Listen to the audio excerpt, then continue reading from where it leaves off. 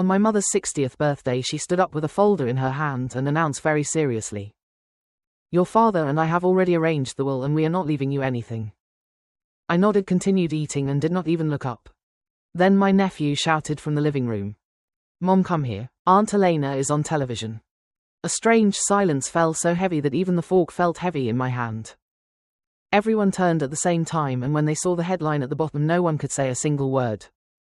Elena Vargas, technological sector entrepreneur, millionaire, general director of Vargas Castillo Security. Well, it is better to go back to the beginning.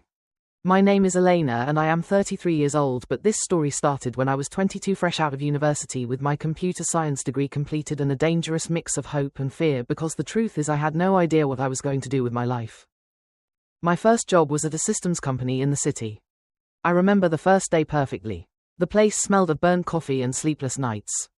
The white lights made you look as if you had not seen the sun in months, and most people walked fast with that expression of "Do not talk to me, I have 1,000 things on my mind." But it was a salary and I needed it. My parents had made it very clear since I graduated. The help was over.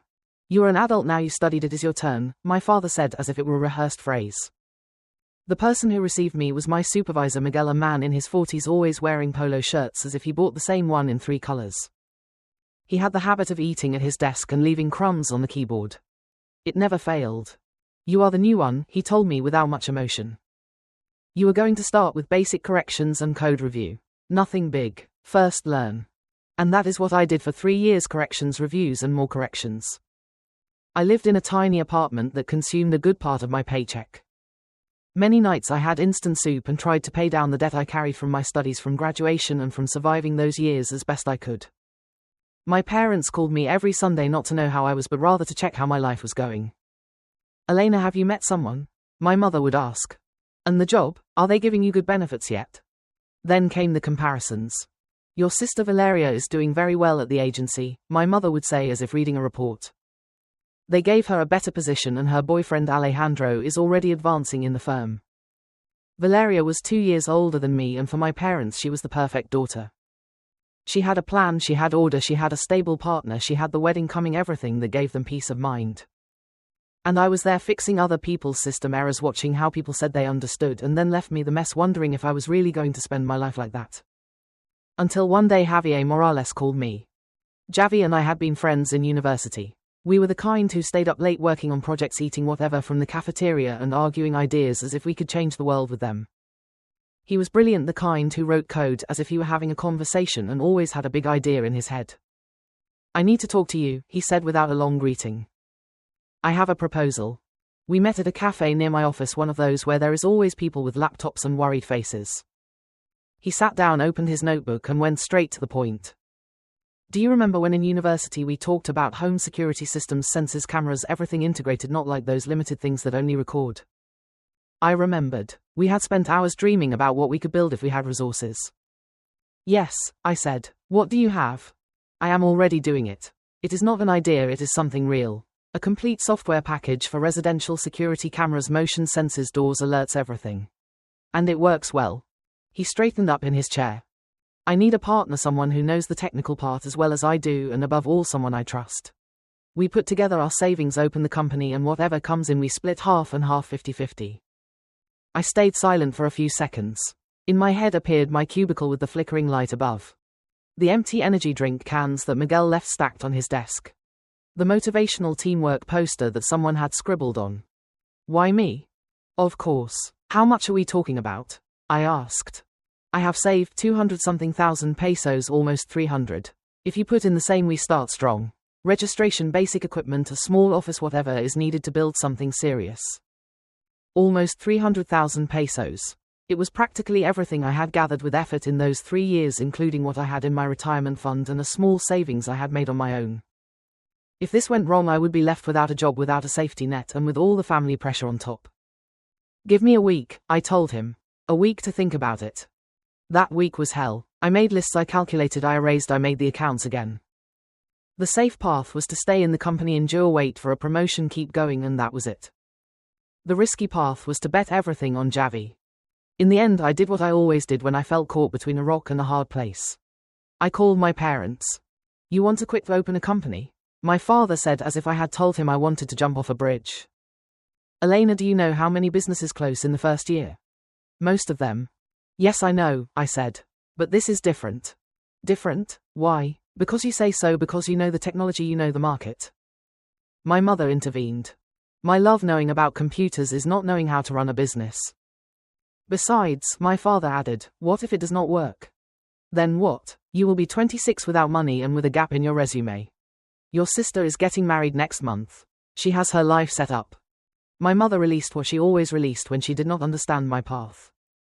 Look, better focus on something stable and also think about your personal life. Not everything is work.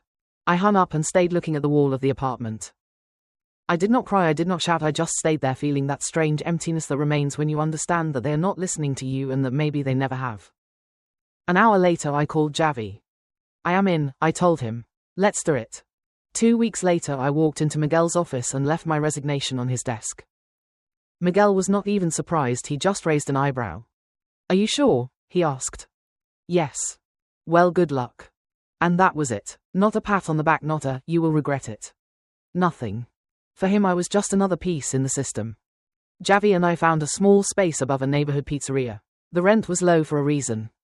The building smelled of cheese and hot oven all day, and the cold crept in at night as if the windows did not exist. But it was ours. We bought used computers, 2 desks, and registered the company. We looked at the name for a while, but in the end it stayed. Vargas Castillo Security. It sounded formal, it sounded serious. And yes, we put both last names, it was half and half. The first months were brutal, very long hours. We ate pizza from downstairs because it was the cheapest and fastest. When not, we grabbed whatever we could from the supermarket. We slept little, we lived on coffee and pure stubbornness. I had never worked that way, but I had never felt so alive either. Every error we solved felt like a victory. Every part of the system that finally became stable felt like a 5-minute rest because the next thing was coming.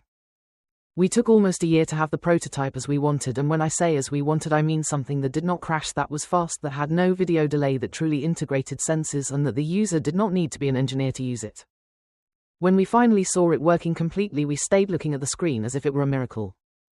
Javi wiped his hands on his pants as he always did when he was nervous. Now we have to show it to someone big, he said. To whom? I asked. To a company that was already really into the security sector.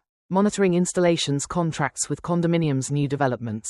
If they like this, it changes our lives. I understood what he meant. Getting a big company to pay attention to us was almost like winning the lottery. But Javi had that gift. He talked to anyone and doors opened for him. 2 weeks later, we were sitting in a huge meeting room in an elegant building in front of 5 executives in expensive suits and faces that said, let's see what these two bring. The one leading was a gentleman with the last name Aguirre.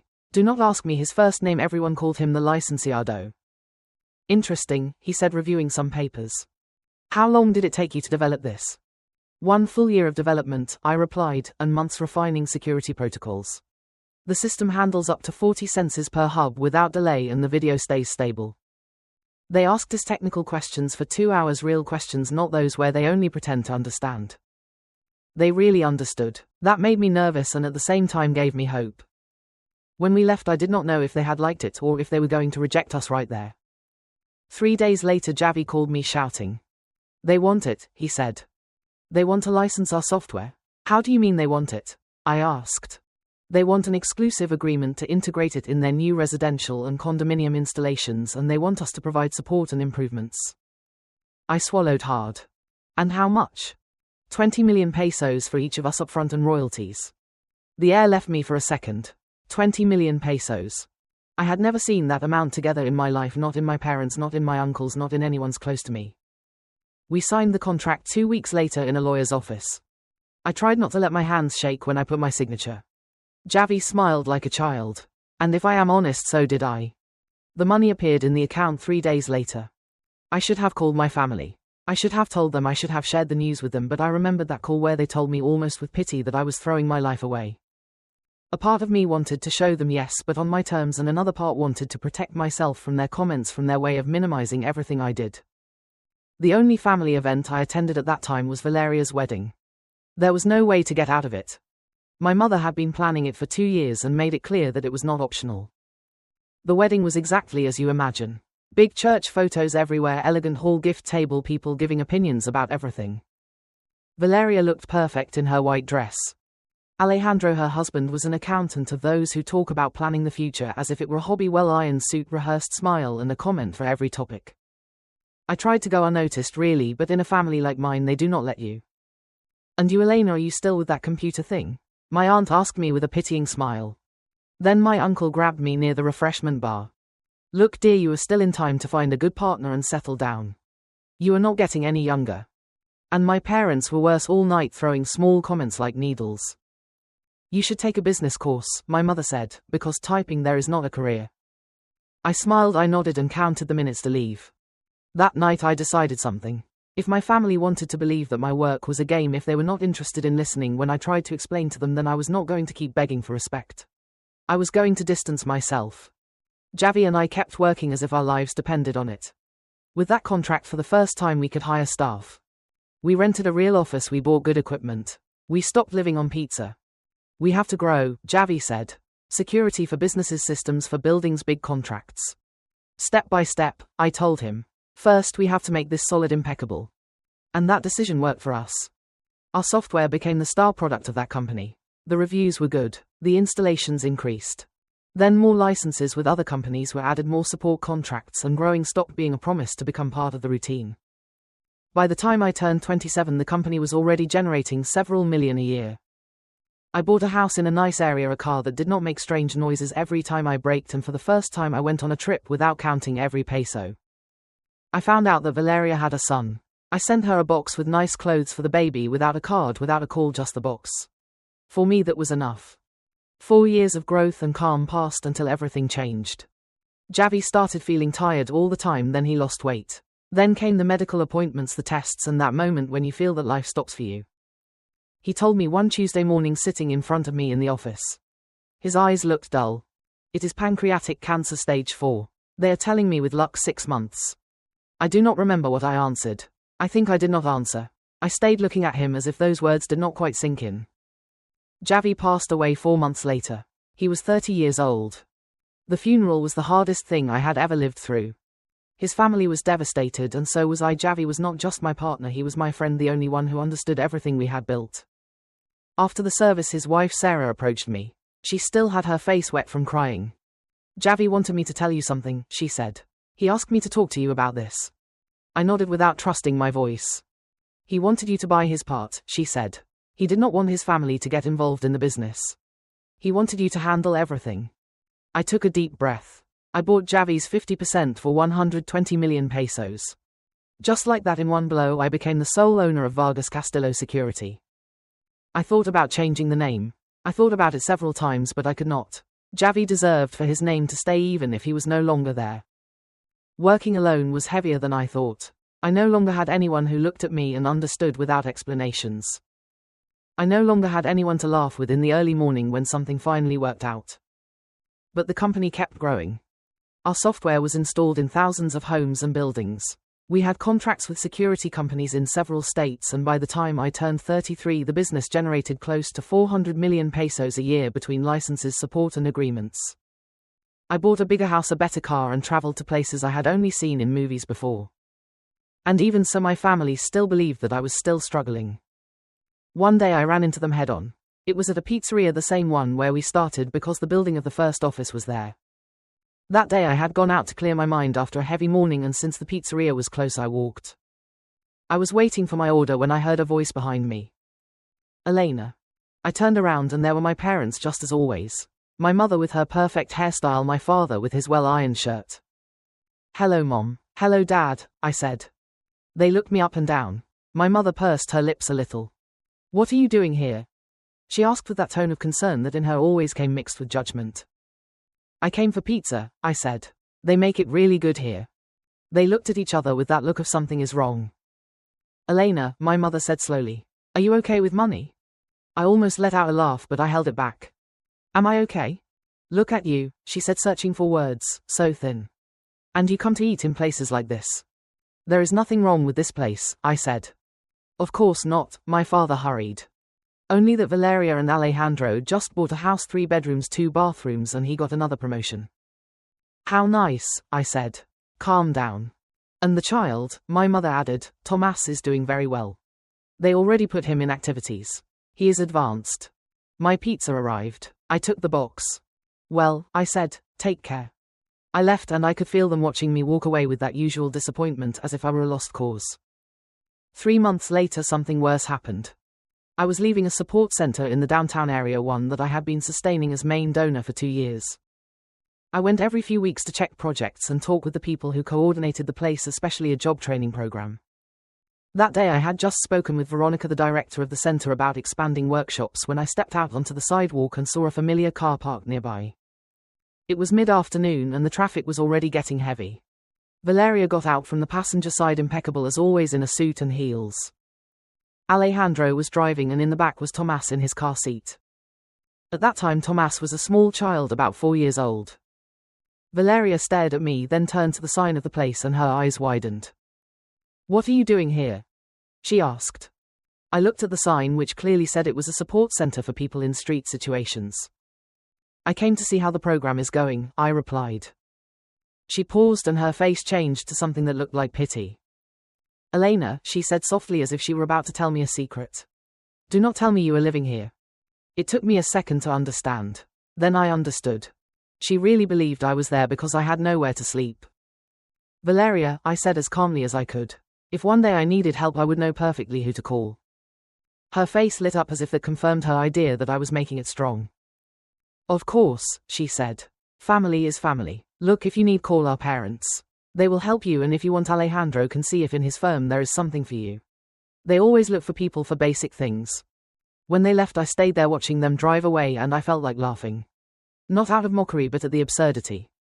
I was there by choice to check a place that I sustained, and my sister was offering me an entry-level opportunity as if she were doing me a huge favor. 3 more years passed. I turned 33 in April. No one called me, no one sent me a message, no one remembered me. It was already normal. I celebrated with my team or alone. And although it hurt, I got used to it. A month later my phone rang. "It is your mother," said a voice I barely recognized after so many years of not really talking.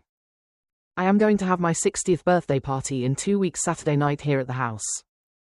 Valeria is coming with Alejandro and Tomás and several relatives. I want you to come." I stayed silent, surprised by the invitation. And then she added, changing her tone, "And please dress well, put on something decent. Nothing second-hand." She hung up and I let out a loud laugh in my living room. After all, she still thought I was doing badly. 2 weeks later I put on a simple black dress, one of those that does not show off the brand but costs more than many people pay for rent. I called a taxi and went to my parents' house. I had not been inside there for years. The house was full, relatives everywhere, aunts I had not seen in who knows how long, cousins who only appear when there is food. As soon as I crossed the door, they surrounded me as if I were an urgent case. "Oh, Elena, how are you holding up?" my aunt said, looking at me with a tragic face. "You look very thin," said another aunt. "Yes, you eat." My uncle gave me a pat on the shoulder. "Look, if one day you want a warm meal in my cafe, there is always something, just tell me." I understood in 2 seconds. My parents had told everyone that I was doing very badly. I smiled politely. "I am very well," I said. "Really?" My mother appeared with a tight smile and pointed toward the dining room. "Come on, we are going to eat." While we walked, I extended an envelope to her. "Happy birthday, Mom. This is for you." She took it as if she expected it to be something uncomfortable.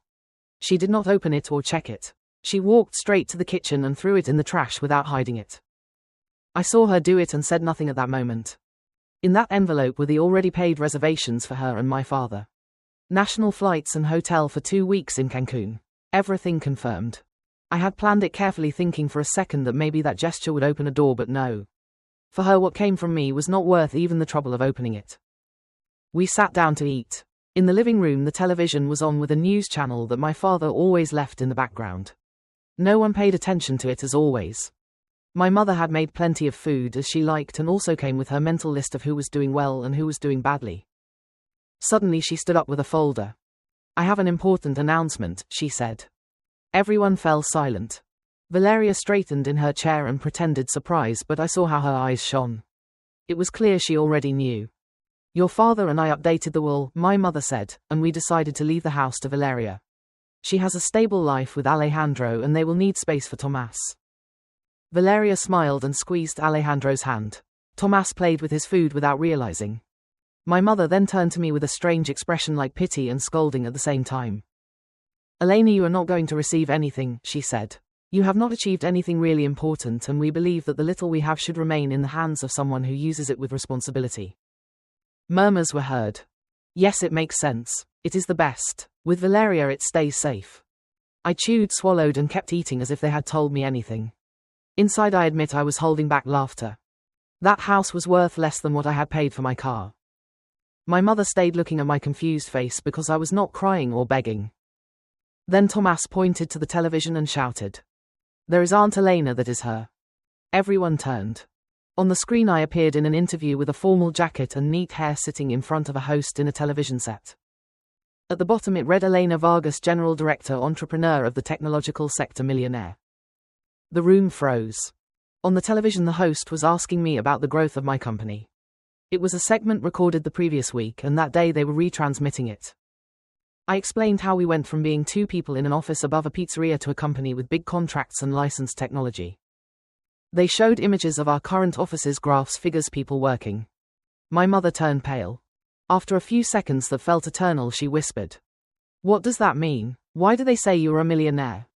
I finished chewing calmly. "Because it is true," I answered. The table became a silent chaos. No one moved, but everyone had their eyes wide open like plates. Valeria was the first to react, but she said, "I saw her leaving the center." That is when the laughter escaped me. I could not help it. I laughed heartily because it was too much. "Valeria," I said, "I maintain that center. I go to check the programs and talk with the director. It is not that I am living there." Everyone started talking at the same time. "How do you mean you maintain it? And the company? How much do you earn?" My mother changed her tone instantly, as if she had found the right button. "My love, this is wonderful," she said. "We have to celebrate, we have to see each other more. We have to have a meal just between us to catch up." I looked at her calmly. "A few minutes ago you said that I have not achieved anything important and that I am irresponsible," I answered. "And you said that is why I do not deserve anything." My father raised his hands desperately. "It was a misunderstanding," he said quickly. "We did not know Elena."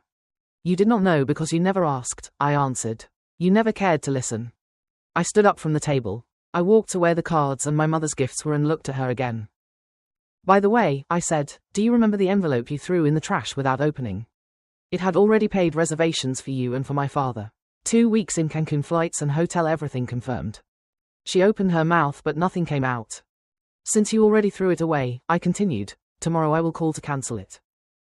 I took my bag and walked toward the door while behind began the attempts at explanation. "Elena, wait. Elena, it is not like that. Elena, how can you think that?" I went out to the patio, called a taxi, and did not look back. My phone started ringing before I got home. First my mother, then my father, then Valeria, then Alejandro. I let them all ring. The next morning my mother sent me a message. "I never said I did not want the gift. You have no right to cancel it." Hours later she called with a sweet voice of that false sweetness I already knew. "Elena, my love, I think everything got out of control. I am so proud of you. Let's have lunch and talk." "It is too late," I told her. "You already made clear what you think of me." I hung up, and then the worst began. Relatives who had not said a word in years started calling me. A cousin wanted money to open a restaurant. An aunt asked if I could get her son into a position even if it was entry level. Uncle Roberto, the same one who offered me warm food, now wanted to invite me to dinner to talk properly. It was humiliating, not for me, for them. Years treating me like a disappointment, and now they wanted to be close because they saw me on television. I blocked everyone. My mother, my father, Valeria, Alejandro, uncles, aunts, cousins, everyone who only remembered me when they saw how much money I had. The silence on my phone felt strange at first, then it was a relief. 6 months after the birthday I ran into my cousin Jimena at the supermarket. She was one of the few who did not look for me to get something from me. She saw me between the aisles and approached with a face of embarrassment. "Hey," she said, "I just wanted to let you know something. You are the main topic in all the family gatherings." "Really?" I asked. "Yes," she said. "They talk about how much money you have and they say you are selfish for not sharing. Your mother is saying that it went to your head and that you already forgot where you come from. And Aunt Margarita repeats that family is family." I let out a short laugh, more tired than amused. Jimena shrugged. "Look, I am telling you like this," she added. "They had years to treat you like family, years, and they chose not to. I do not blame you for continuing with your life." On the way back home driving, I understood something I had not wanted to accept completely. I did give them opportunities to get closer. I did try. But they chose to judge instead of support. They chose to think the worst instead of asking. They chose mockery and pity instead of affection. And in the end, one very clear certainty remained with me. I am fine like this without them. Thank you for listening to today's story. Don't forget to like, share, and subscribe to support the channel. See you in the next story.